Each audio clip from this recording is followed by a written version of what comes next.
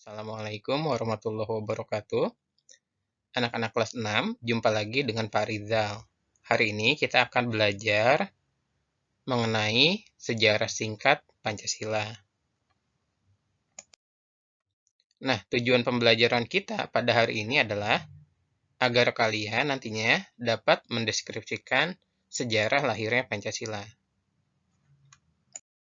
Seperti yang kita ketahui sama-sama, bangsa Indonesia adalah negara yang majemuk. Tahukah kalian apa negara majemuk itu? Negara majemuk adalah negara yang terdiri dari beragam suku bangsa, budaya, dan agama yang berbeda. Karena banyaknya perbedaan yang dimiliki oleh bangsa Indonesia sebagai negara majemuk, tentu saja kita membutuhkan sesuatu yang bisa menjadi alat pemersatu bangsa. Pancasila telah disepakati sebagai alat pemersatu bangsa Indonesia. Bukan hanya itu, Pancasila juga berfungsi sebagai dasar negara Indonesia. Nah, bagaimana sejarah lahirnya Pancasila? Yuk kita simak.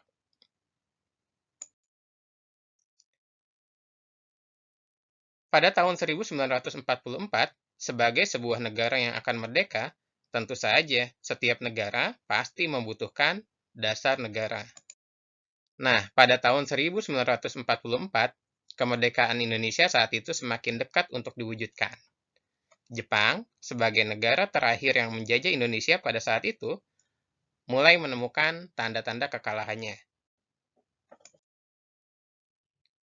Untuk mempersiapkan apa saja yang dibutuhkan oleh bangsa Indonesia sebagai sebuah bangsa yang merdeka, maka dibentuklah sebuah badan yang disebut dengan BPUPKI pada tanggal 29 April tahun 1945. BPUPKI kependekan dari Badan Penyelidik Usaha-Usaha Persiapan Kemerdekaan Indonesia. Tugas utamanya adalah mempersiapkan dasar negara Indonesia merdeka. Untuk melaksanakan tugasnya, BPUPKI melaksanakan rapat atau yang kita kenal dengan sidang selama 3 kali, sejak tanggal 29 Mei 1945 hingga tanggal 1 Juni tahun 1945. Pada masa sidang tersebut, 3 orang tokoh mengusulkan ide dan pikirannya tentang dasar negara Indonesia. Ketiga orang tersebut adalah Profesor Muhammad Yamin, yang memberikan usulan mengenai dasar negara Indonesia merdeka pada sidang pertama pada tanggal 29 Mei tahun 1945.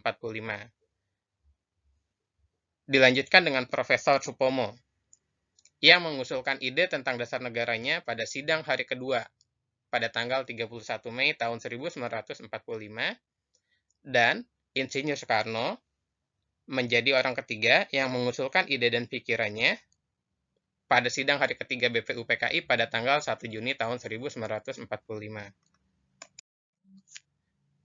Pada tanggal tersebut, Insinyur Soekarno mengusulkan agar dasar negara kita diberi nama Pancasila. Oleh karena itu, setiap tanggal 1 Juni diperingati sebagai hari lahirnya Pancasila. Nah, anak-anak, kita simak yuk. Ini adalah usulan dasar negara yang dikemukakan oleh Insinyur Soekarno pada tanggal 1 Juni tahun 1945. Bagaimana? Apakah sama dengan Pancasila yang sekarang? Ternyata, usulan ketiga tokoh tersebut belum disepakati dalam sidang BPUPKI. Untuk menghindari perbedaan pendapat, maka kemudian BPUPKI membentuk tim kecil yang disebut dengan Panitia 9 yang diketuai oleh Insinyur Soekarno. Selanjutnya, Panitia 9 bersidang atau rapat dan menghasilkan kesepakatan yang kemudian disebut dengan Piagam Jakarta.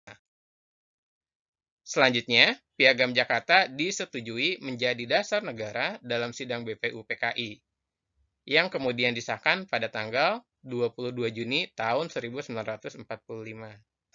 Ini adalah isi Piagam Jakarta. Bagaimana? Sudah sama dengan Pancasila yang sekarang?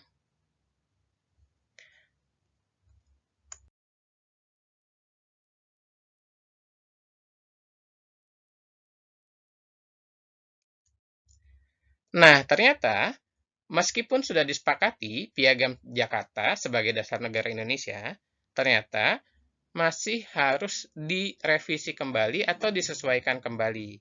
Nah, terakhir, Pancasila disepakati dalam sidang PPKI pada tanggal 18 Agustus tahun 1945.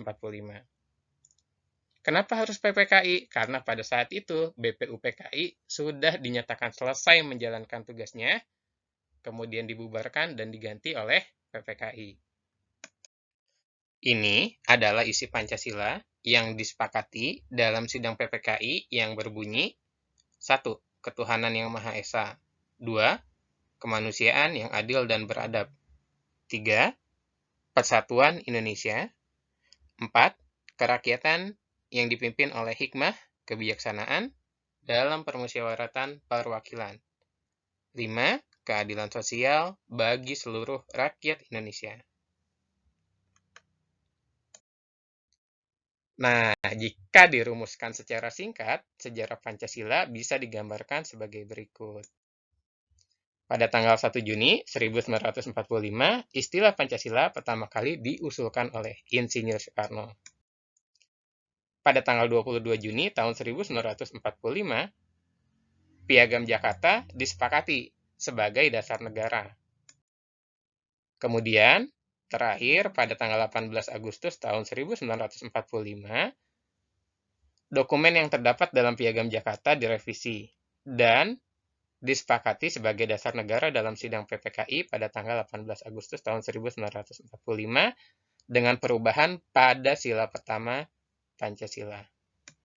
Anak-anak, berikut ada kutipan luar biasa dari Kiai Haji Hasyim Asy'ari. Beliau adalah tokoh yang mendirikan organisasi terbesar Indonesia, yaitu Nahdlatul Ulama, yang bernama Kiai Haji Hasyim Asy'ari. Beliau mengatakan, agama dan nasionalisme adalah dua kutub yang tidak berseberangan. Nasionalisme adalah bagian dari agama, dan kedudukannya saling menguatkan. Terima kasih anak-anak. Sampai jumpa kembali dengan pelajaran Farizal pada kesempatan-kesempatan berikutnya. Assalamualaikum warahmatullahi wabarakatuh.